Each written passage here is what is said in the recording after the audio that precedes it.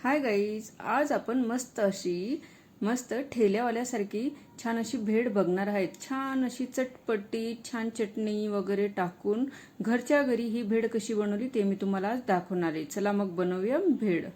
त्यासाठी आपल्याला आधी तयारी करून घ्यायची असते, कारण ही लवकर नरम पडायला नको म्हणून मी पूर्ण तयारी याची करून घेतली। कांदा, टमाटा, हिरवी मिरची, कैरी असं सगळं कापून घेतलं आणि जे आपण भेळमध्ये इथं फरसाण टाकणार आहे ते पण मी इथं घेऊन घेतलंय। आता बनवायला घेऊया।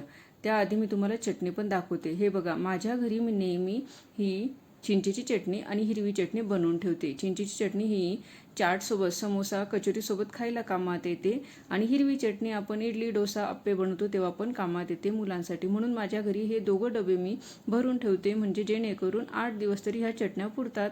याच्या रेसिपीज जर तुम्हाला बघायची असेल तर मला सांगा, मी त्याच रेसिपी सुद्धा तुमच्यासाठी घेऊन येईल। मग आता भेळ बनवण्यासाठी मी इथं मुरमुरे टाकून घेतले। 2 कप एवढे मी इथं मुरमुरे घेतले होते। त्यानंतर इथं मिक्स केलेलं फरसाण होतं ते पण मी टाकून घेतलं। नंतर लसणाची शेव होती ती अर्धा कप आणि भाजीची जी शेव होती ती अर्धा कप एवढी मी घेतलेली आहे। लसणाची शेव टाकल्याने खूप छान अशी हिला चव येते। मग नंतर एक असा मीडियम असा कांदा, एक मीडियम असा टमाटा आणि एक हिरवी मिरची घेतली होती आणि अर्धा कप एवढी ही कैरी घेतली। मस्त आता उन्हाळ्याच्या छान अशा आंबट अशा कैऱ्या मार्केटमध्ये आलेल्या आहेत। मी एक अशी मीडियम कैरी आणली आणि तिला कापून घेतली। ही अर्धा कप एवढी आली होती।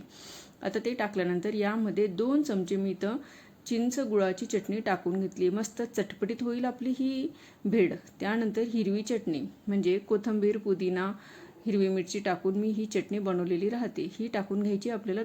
1 ते 1.5 चमचा टाकली तरी काय हरकत नाही, म्हणजे जास्त तिखट नको व्हायला म्हणून अशी मी ही चटणी टाकून घेतलेली। आता यामध्ये छान चटपटीतपणा येण्यासाठी यामध्ये तुम्ही आमचूर पावडर नाहीतर चाट मसाला वापरू शकतात। मी इथं चाट मसाला घेतला आहे अर्धा चमचा एवढा आणि अर्धा चमचा एवढं आपल्याला लाल तिखट यामध्ये टाकून घ्यायचं। जास्त नाही टाकायचं, कारण आपण इथं लसणाची चटणी पण वापरली म्हणून। आता इथं मी मीठ टाकलं अर्धा चमचा, चमचापेक्षा पण थोडं कमी मी इथं मीठ टाकलंय। नंतर 1 कप एवढी एक वाटी फुल भरून घेतली आणि ती इथं कोथिंबीर मीठ टाकून घेतली। आता आपल्याला याला मिक्स करण्यासाठी 1 ते 2 चमचे घ्यायचे। छान असं काट्याचा चमचा घ्यायचा, छान अशी मिक्स करता येते। मग साध्या चमच्याने पटकन मिक्स होत नाही, काट्याच्या चमच्याने आपण हिला मिक्स करायला घेतली तर छान अशी दरदरीत पूर्ण मुरमुऱ्यांना ही चटणी इथं लागतात। गोड, तिखट, आंबट अशी ही चटणी पूर्ण याला लागते आणि छान असं आपल्याला मिक्स करून घ्यायचंय। हाय ना, उन्हाळ्यासाठी दुपारच्या वेळेस मुलांना खाण्यासाठी छान असा बेत। बाहेर ठेल्यावर जायची गरज नाही, घरच्या घरी आपण मस्त पटकन होणारी ही भेळ बनवू शकतो। जर तुमच्याकडे हिरवी आणि चिंचेची चटणी नसेल तर तुम्ही यामध्ये निंबू जरी पिळून टाकला तरी काय हरकत नाही, त्याने सुद्धा खूप छान चव होते। घरच्या घरी आपण मस्त स्टिक स्टाईल ही भेळ बनवलेली तुम्ही बघू शकतात। हाय ना छान।